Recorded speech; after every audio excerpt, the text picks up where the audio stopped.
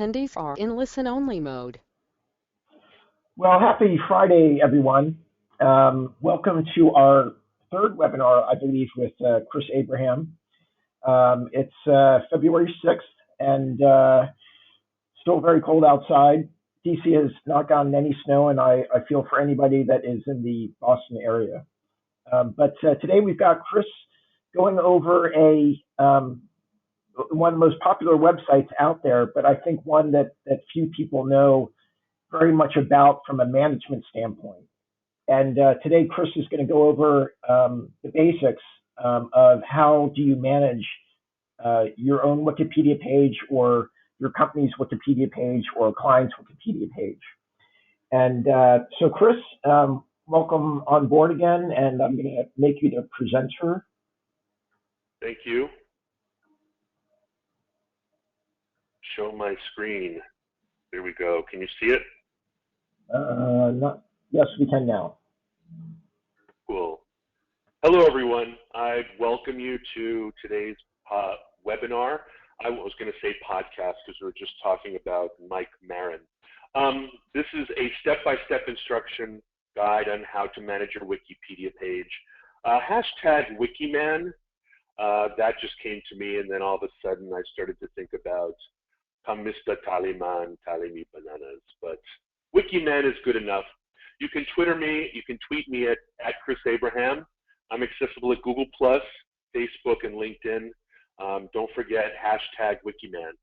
So before I go any further, I just want to let you know that Wikipedia management is code for any type of like editing pages, creating pages, responding to edits or attacks.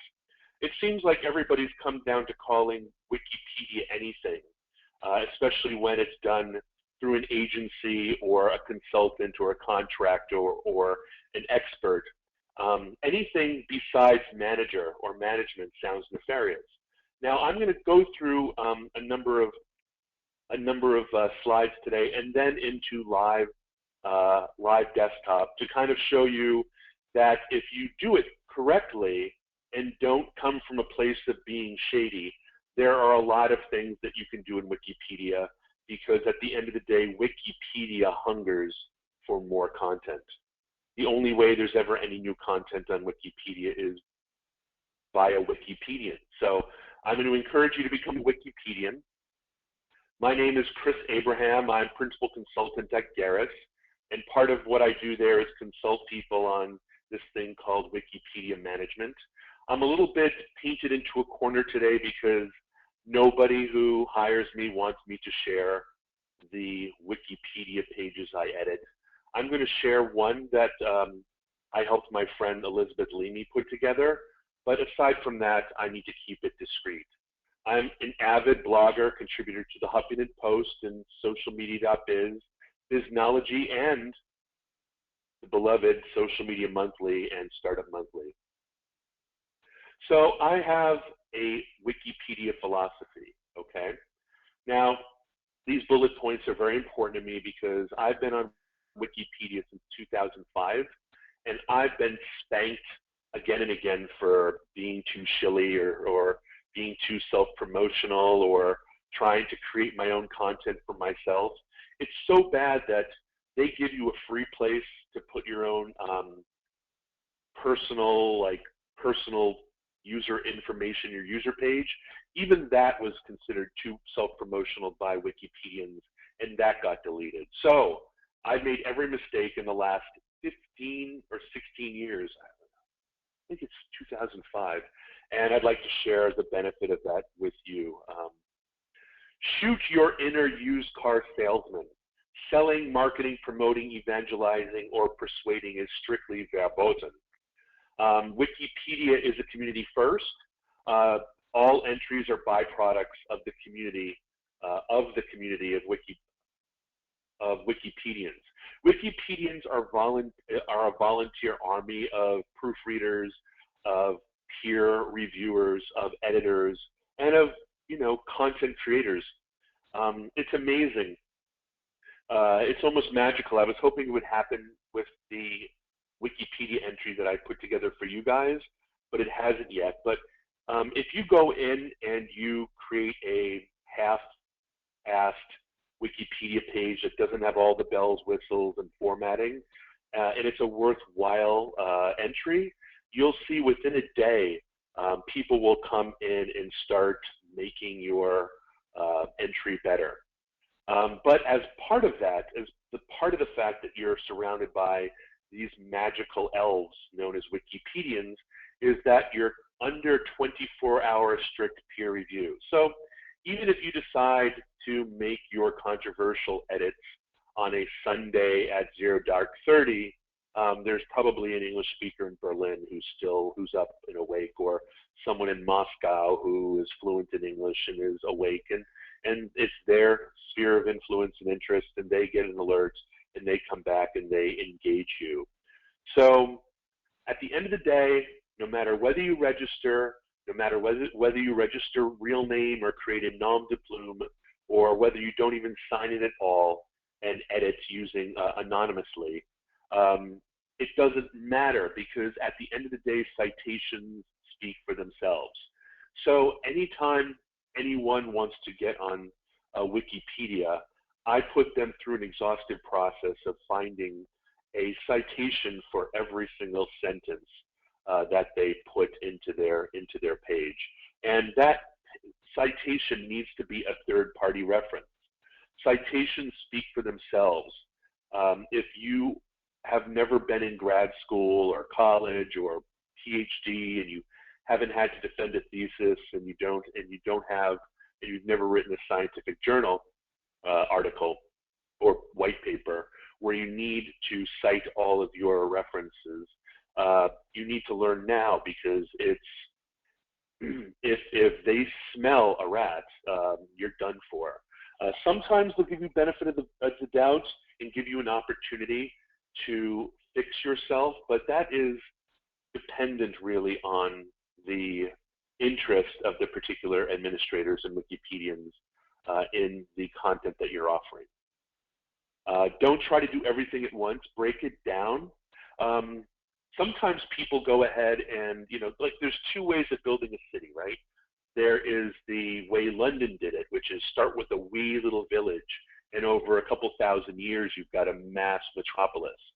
You need to spend 10 years, I made that number up, but I bet you I could sell it.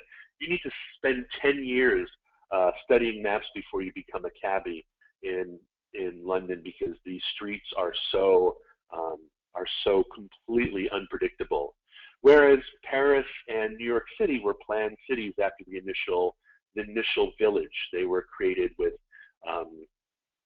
circles. DC as well, with roundabouts or with grid formats, and so I don't believe that the best way to create a Wikipedia article is the planned city, the Washington D.C. planned circles and northwest, southeast, etc. I believe that you need to start a new article as small as possible to be viable, and then grow it organically over time. I'll tell you why that's important. Spoiler alert, people, editors, reviewers, Wikipedians, they can undo edits, and the more edits that you create to create, if you will, a small little ball of mud or clay, and then you create a very big ball, it's hard to kind of dig down. Really, I mean, they can go all the way to the first post and undo it from the beginning. But in many ways, people's mistakes are incremental. But if you create an entire Wikipedia page at once, post it, and then hit submit, it's more likely that you won't even realize the kind of mistakes that you're making. And it will just hit a brick wall. And then don't give up. Here's the biggest lesson that you can learn. People get spooked on Reddit and Wikipedia because there's people out there who call them on their BS. Like, when it comes to most environments of marketing, PR, and advertising, nobody calls them on their BS. And there are very bold people who are protected by prestige and by anonymity that they can come in and they can shut your party down.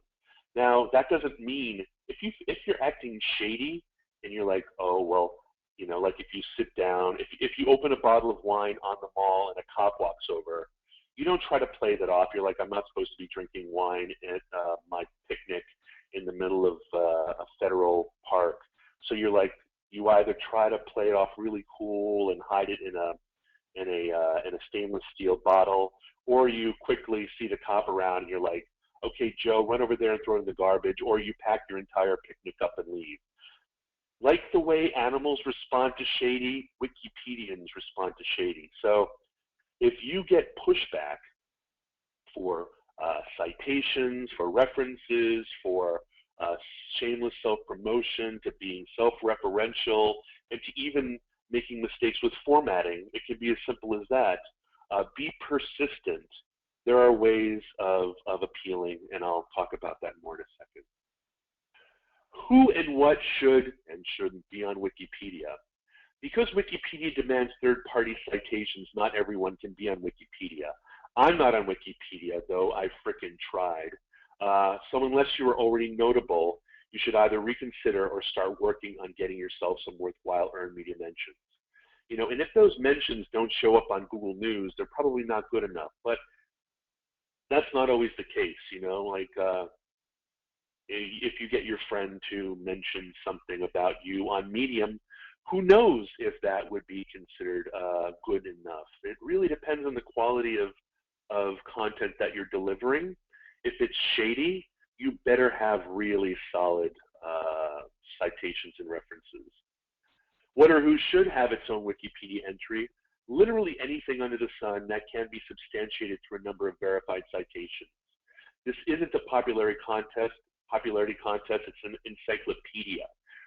Wikipedia needs content, but it doesn't need ads, it doesn't need shill, it doesn't need promos, right? And if you're not money enough to become part of your own page, to make your own page, to create your own brand experience, become part of someone else's page. If your project doesn't warrant a page of your own, you can develop your brand on other pages. Think about becoming part of a bunch of other pages. Becoming part of Wikipedia is incremental, so bide your time. The pros and cons of being in Wikipedia. Pro, universally accepted as an important part of being somewhere online, right? Pro, lazy journalists, all journalists and writers generally rely on what they find out online about you, and Wikipedia is the first place they look. Students too, you can literally become part of culture through K through postdoc, all the way to, you know, lawyers and doctors and journalists and bloggers, through building up equity on Wikipedia. Pro, generally speaking, your Wikipedia page shows up above the fold on organic search. So if you have a reputation problem and you want to dominate the first 10 pages of Google, having a Wikipedia page is frigging awesome, because it'll be up there at the top amongst your Twitter and Facebook and your own personal .com site or page, your blog. Pro, if there's a link to your sites, the impact from Wikipedia, the impact of a link from Wikipedia carries a lot of juice. I would definitely see a Wikipedian would come in and fix that sentence for me, because if there's a link to your sites, the impact of a link from Wikipedia carries a lot of juice. It's just bad grammar. They'll also call you out on grammar. Like they aspire to be an academic worthy encyclopedia, not just, oh, you found it on Wikipedia. So anyway, a con. And unfortunately, shady cons are most attracted to Wikipedia. Don't do it.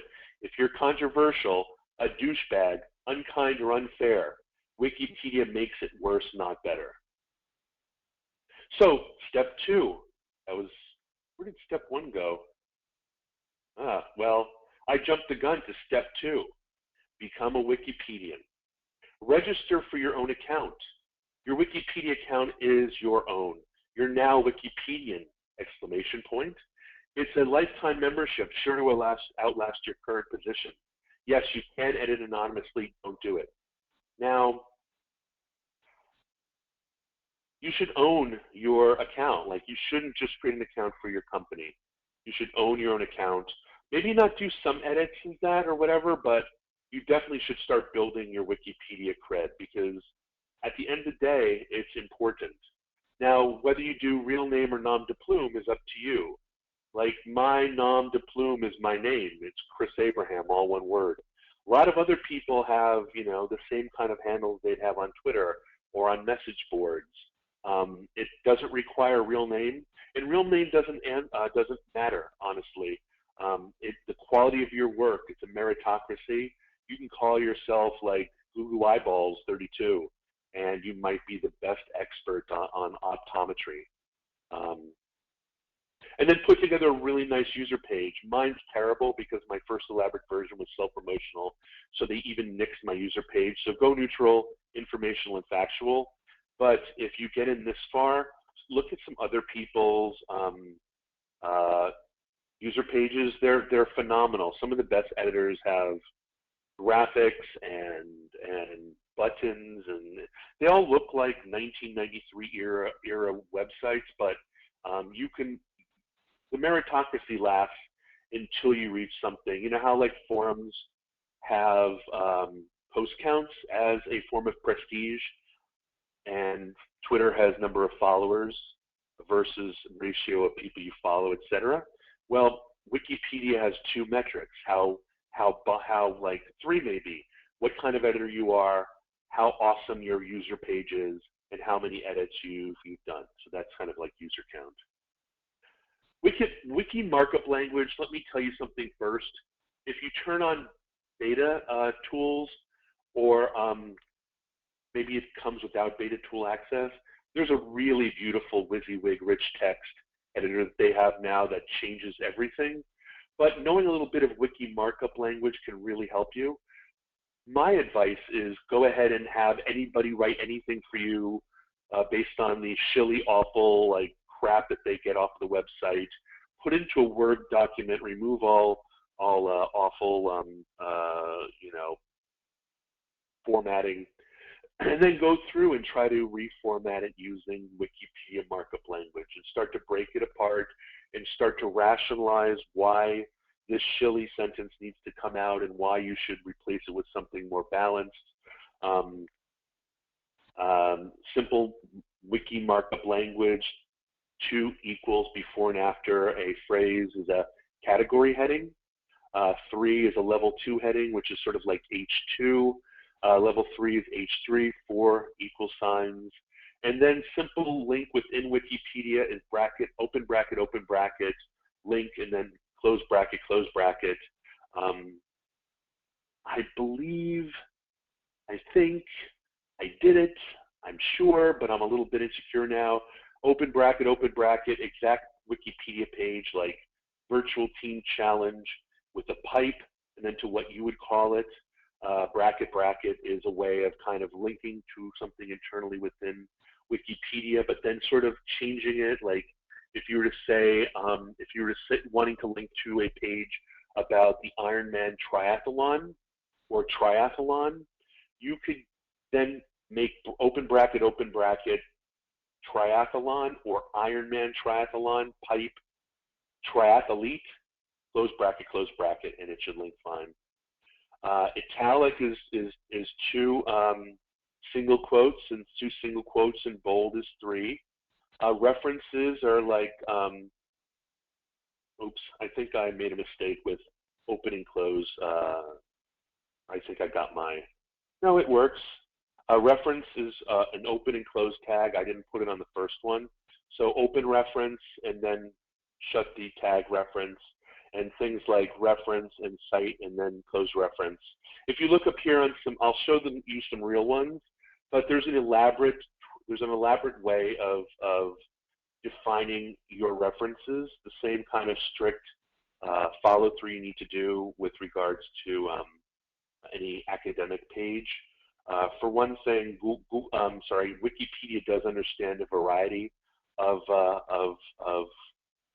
date formats, but generally relies on international formats. If you want to create a US-based format, you need to spell it out, like February 6, 2015. There's a lot of pipes or vertical bars There's a lot of equals. There's a lot of curly brackets. You'll become more and more familiar. There are different types of citations. There's books, there's journals. Most of the time we'll be using web. Most of the time we'll be using things like news, etc. I'll show you some of those later. And then there's external links. External links are frowned upon. There's generally only one at the end of a page at a section of its own called external links. Generally the format for that is curly bracket, external link, pipe, and then the URL to that. You could put anything you want in external link, like concept 2 official homepage, and then have it linked to http://concept2.com. Like I said, the Wikipedia Rich Text Editor beta is awesome. Yes, it is great, but if you don't learn Wikipedia markup language, you'll get stuck over and over again. So this is actually an editable page, even though it looks exactly like the page that I made this morning for this webinar.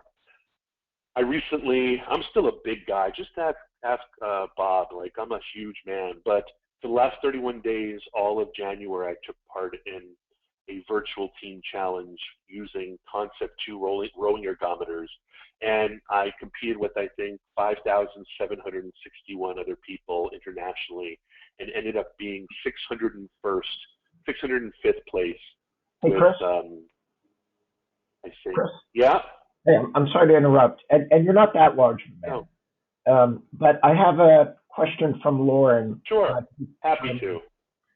Why are external links frowned upon? Well, because as a result of black hat SEO practices, Wikipedia is one of the most important sites on the planet, and it's very restrictive in terms of the amount of link juice or external links that it can give to a site. And it has this worldwide conspiracy of peer reviewers. So as a result, there's always this concept and this belief deep down every Wikipedian that entire pages worth hundreds of hours by companies are elaborate artifices in order to just drop one link to a lawyer's firm that really wants to be more competitive in organic search. So they would prefer. There's tons of links that are included, but they're included in citations and references, and they're not necessarily they don't work the same way, but they're definitely recognized by Google. So if you're doing things right and you're being proper, you can get the same reward of that external link by finding clever ways of including the properties that you would like to have linked to be included in your citations or references, as long as they're solid.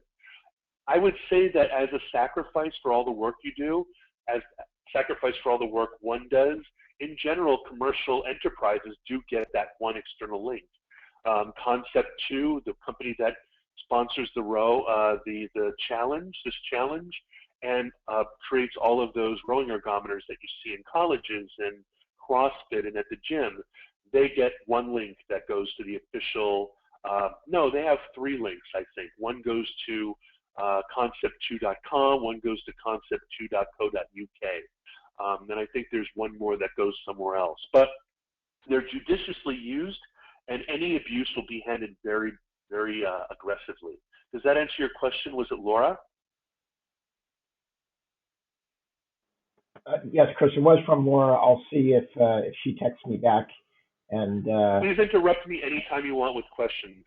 But to go back to this, this is all live stuff. Let me go forward and I'll give you a live example. It's great if you see there's menu, pull down menus for insert, menu for bullet list, menu for citation, menu for link, menu for different types of but as you know, like if you ever do CSS or HTML, if you get really good at the code, at HTML5 or CSS or whatever, it's oftentimes quicker, but this is really fun. And what I'll do is I'll code by hand and then go in and look at it and maybe even like add extra internal links as a way of just kind of optimizing things and making things better and more readily stitched into the rest of Wikipedia. All right, so this is important, guys, because this is where everybody in our space totally wimps out.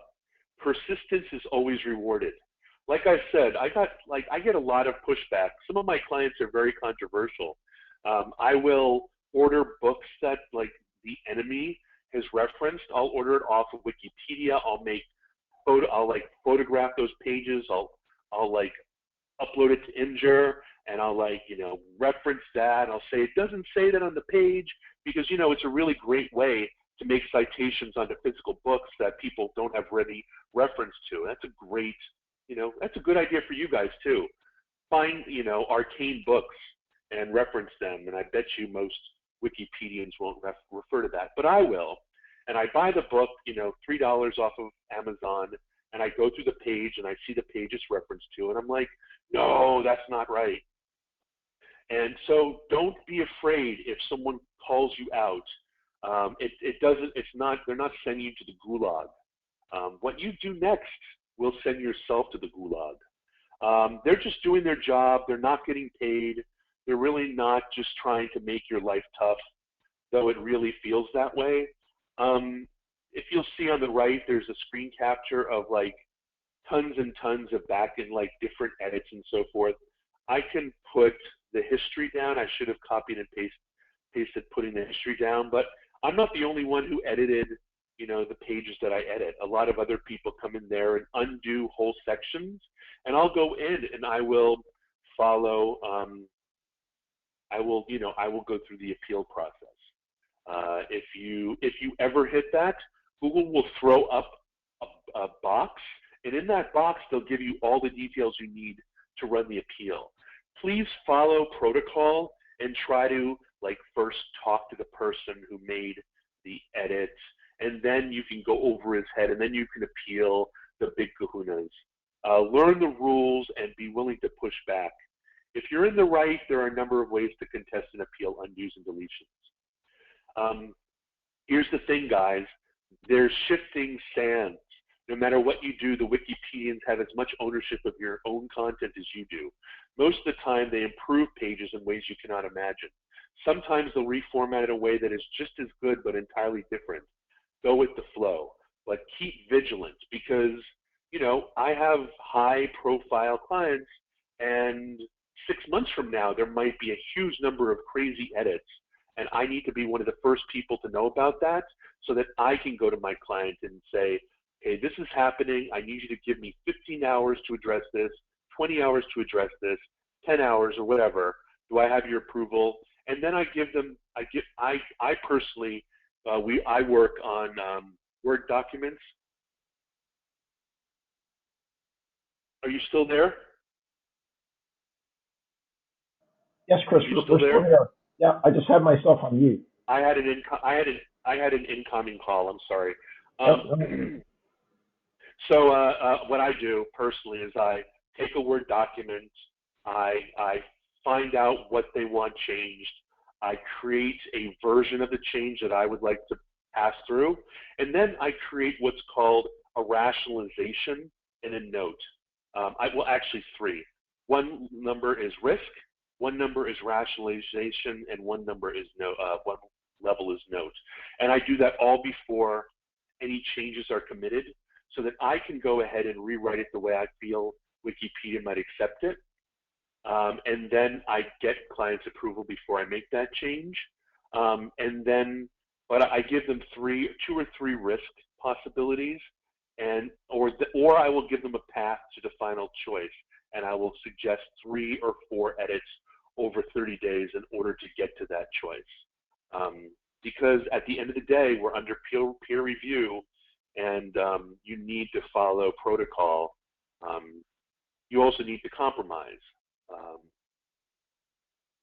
All right, so instead of final words, I'm going to go over here and I'm going to go and look at some of these pages. So I just created this morning.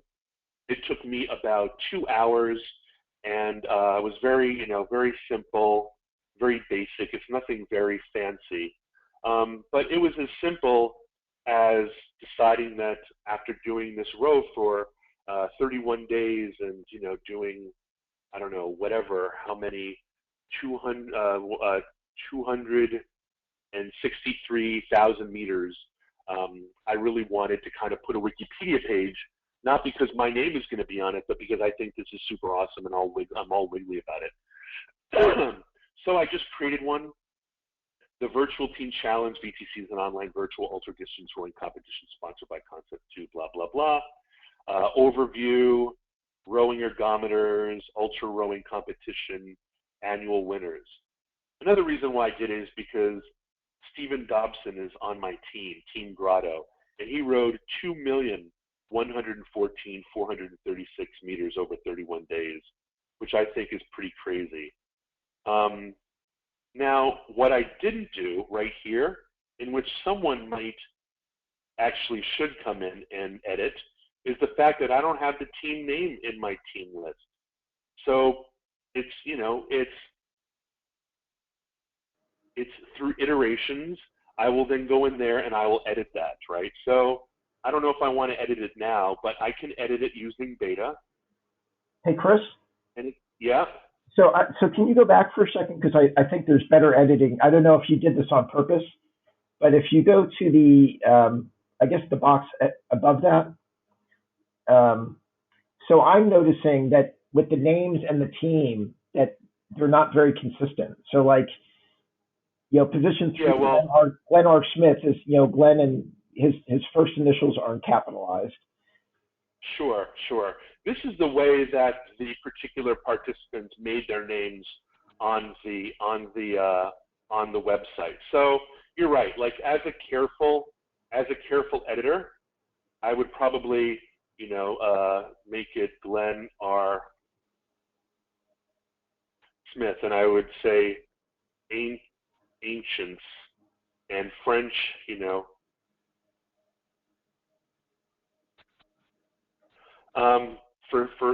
and here's really great. The great thing is I can now, with the WYSIWYG version, I can insert after, and I can say team name. I don't and here I guess since I could definitely, if I wanted to, go back here and find that information, at the other place, team challenge, French indoor rowing team. I don't want to waste anybody's time.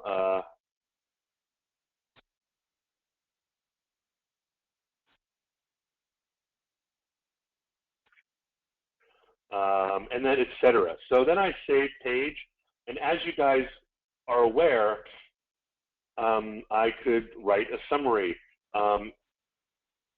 adding, fixing capitalization, and adding a missing table column. Now, that's completely transparent, completely opening. Incomplete will return. I guess oversharing is really good. It's not a minor edit, but shady people tend not to completely say what they're up to.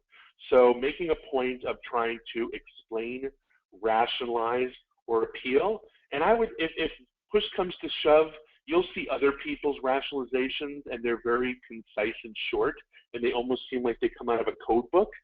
If you don't know that double secret mystery Martian code, go verbatim. Go verbose. Like explain in triplicate the changes that you're willing to make. Now, if you'll see, we all know from looking at Wikipedia before, behind that beautiful Wikipedia facade, there is, a lot of different things. Like, for example, let's edit, go to the article, edit source. As you know, you you can recognize some of the things, like this is boldface from the triple dashes. But even this has some pretty great tools. Like, for example, this is references. So if you wanted to make a reference here, Chris is a rower, you might want to go to citations, oops, advanced, blah, blah, blah, blah, blah. Cite, here we are. You would want to call that a cite the web, news, book, or journal. Cite the web, Abraham, Chris. Generally, when you do the web, you don't need this. Title would be Chris is a rower. URL, Chris is a fatrower.com. Website, Chris is a fat rower. Access date is today. And if you'll see, that's the format, natural format. Publisher, Big Boy LLC. And then pretty much that's it. So you could insert that, and all of the citation is created for you.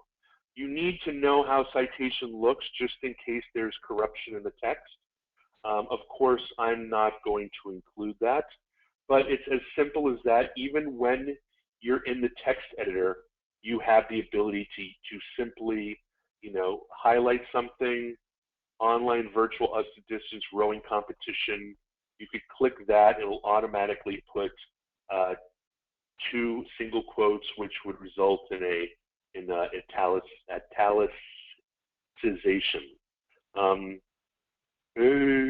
Anyway, so it's pretty easy. And what I did is over the course of this morning, I created the basic part of it, which is this top part, overview, and then this part with the winners, right?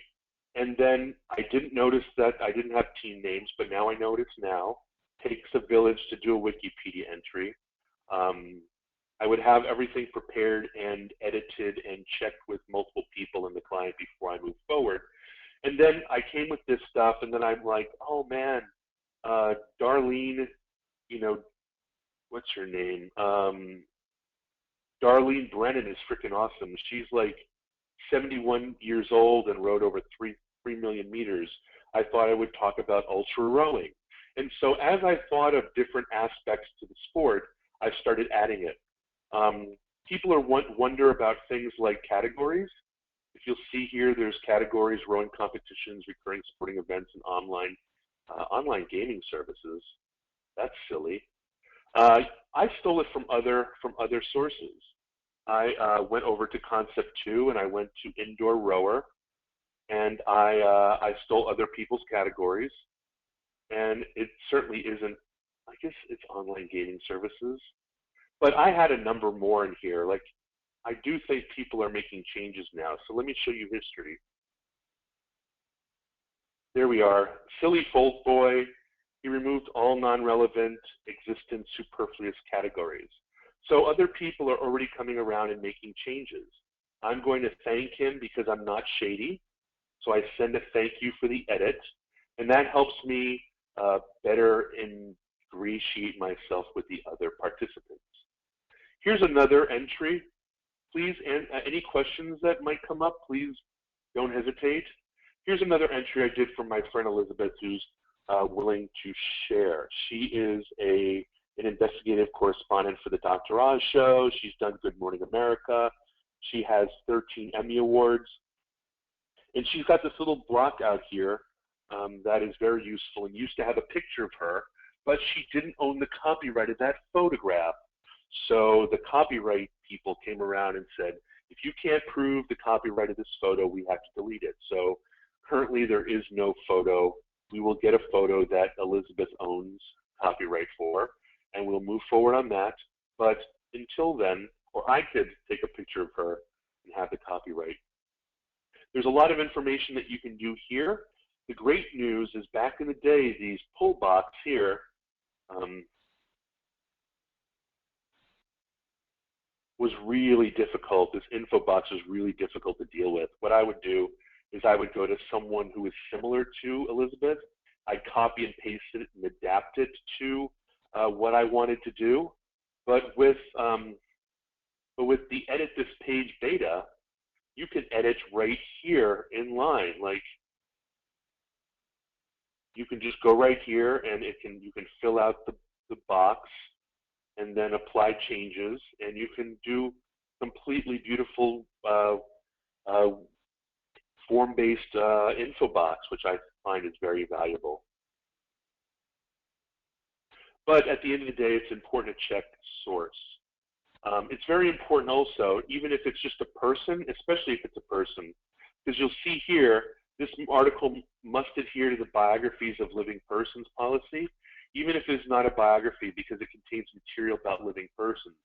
Contentious material about living persons that is unsourced or poorly sourced must be removed immediately from the article and its talk page, especially if potentially libelous.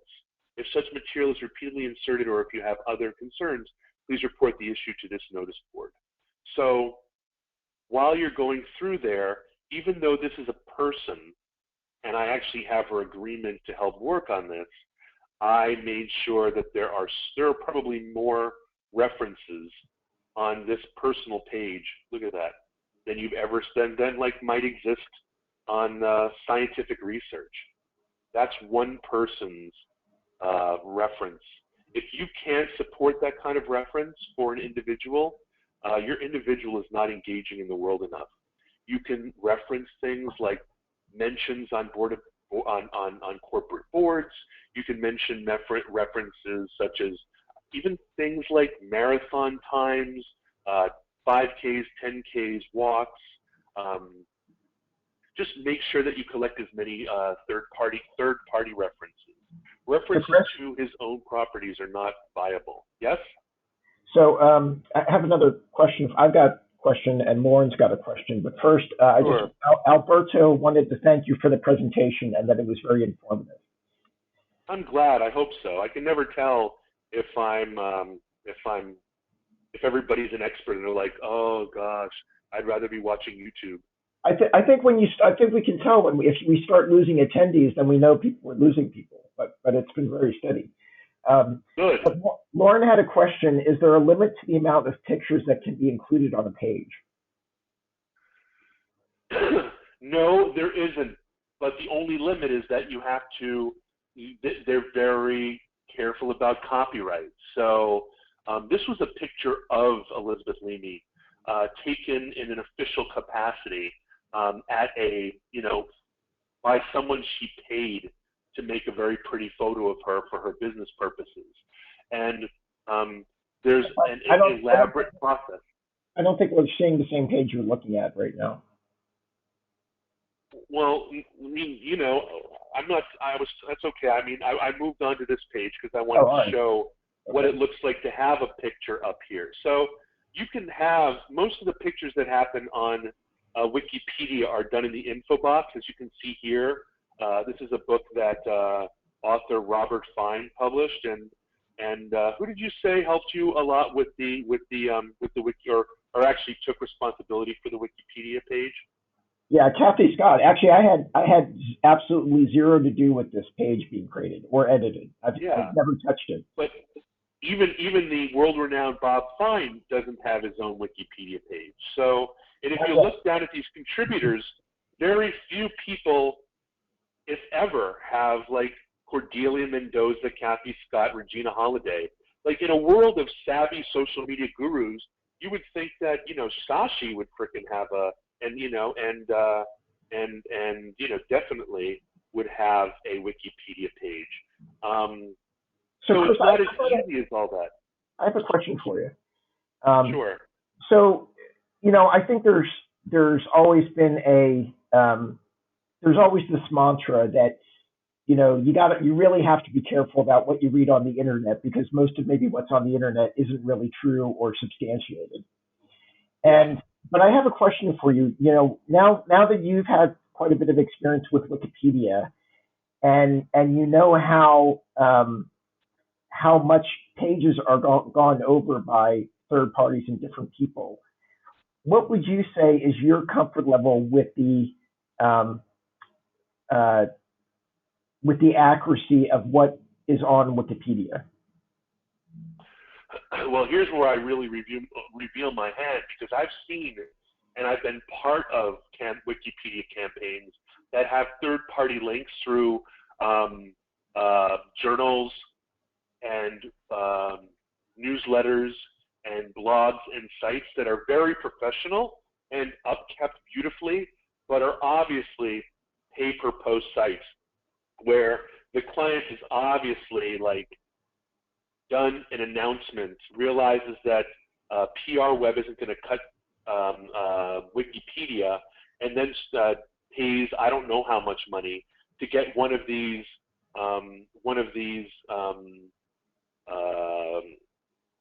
quasi-editorial websites to post their content with an author, with a publishing date, with an ISBN, and then refer to that content as cited content. So it is so professionally done and so slick that you just really need to know what to look for. So I think that it's still not perfect. I think that there's still a lot of people who, there's enough money on the line in terms of online reputation management and brand perception that people will spend the equivalent of whatever it costs to put together a small community newspaper or online publishing platform in order to create safe harbors for third-party reference for content in Wikipedia. So, Chris, I got a great question that just came in from Alberto. As the founder of a startup corporation, can I start a factual Wikipedia page about my company, or does it have to be started by someone else? Everybody in the industry says doing your own Wikipedia page is writing your own death warrant. But if there are a lot of, like, let's say you've done a lot of razzle dazzle for your, you've got a Kickstarter and you've got pages on, what is that? You know this, Bob. What is the name of that place that like is a kind of a Wikipedia for all the investors, all the investments? Angel List. Yeah, Angel List and all that other kind of stuff. So if you are blowing up the internet and people are talking about you, as long as the citations are good and as long as you can find a way of not, don't let your salesperson do it. Let your go to your librarian at your local library and hire them to rewrite it, because librarians are awesome. Or hire you to write it. Or hire me to do it. But the point is if your citations are good and if you're transparent about doing it, you don't even have to be transparent about doing it. You just have to make sure the citations are good, that you kill your inner salesperson, your inner used car salesman, and that you don't overshare. Oftentimes, just getting the first germination. You know what they say? Like, if you get a date, if you secure the date, don't over talk in the first date. So put a little bit of content in there, substantiate it with good citations, and hopefully over time you can hire a consultant. You can get other people in the space. You can get happy visitors to do it. But there's nothing technically against writing content for yourself, but there's everything against shilling for yourself. So that's where people generally can't help themselves, and then it blows up in their face. So Chris, going back to my earlier question a little bit, so let's take medical information, for example. What would your confidence level be about entrusting the accuracy of medical advice or medical terminology being done on Wikipedia? Pardon me. I think it's definitely higher and more reliable than the results you get from Google. I'm currently consulting with an organization that has a website called labtestsonline.org, and they've got every single lab test on there. They're an organization, they're sponsored, they're peer reviewed, they're edited and so forth, to the point where like half the lab tests on Wikipedia are referenced to that site organically. So I think that especially in environments like academic, historical, and current events, there is a very strong desire to get things right. Google is also interested in doing that. It's actually making things harder for resource sites and sites that suggest that they're directories or reference sites from, you know, you have to really go out of your way to substantiate your third-party content. And since Wikipedia demands third-party content, I would definitely, like anything, I would definitely read, if you're going to use Wikipedia as a resource for anything that you would consult a doctor for, I would definitely follow up on the citations. Hey, Chris, I've got a follow-up question from Alberto. Sure. Can citations come from government registration databases to verify your existence, or does it have to be based upon articles, blogs, etc., or other publications? Anything. I think any kind of database, any kind of reference, even if it's like, you know, technically speaking, I guess you could cite the fact that you were a Delaware company by referring to Delaware's corporate database or whatever. Like I said, any type of citation, it doesn't have to even be an online web citation. Like I said, I had to buy this book for a client that I had, actually twice. Two clients that I had demanded that I buy old books from Amazon for like under $5 each and go to the page that they referred to, take pictures of it, share it with the client, come up with a strategy, and then make smart decisions and make smart changes. And then also in the talk feature that I haven't gone into yet, which like for here, you know, you've got need assistance in moving articles to this page. You know, there's a place to have conversation. Let's see. Hey, Chris, Lauren's got a question. Can you show where to sign up for page email notifications? Yes, I actually have preferences right here. So here we are, notifications. So if you go to your site, like here I am, Chris Abraham, right? Like I'm logged in, and then I go to preferences, and I click on notifications. I can say send me individual notifications as they come in to cabraham@gmail.com, email format HTML. And I can notify, is it big enough to see? Yeah, you can go a little smaller. Okay.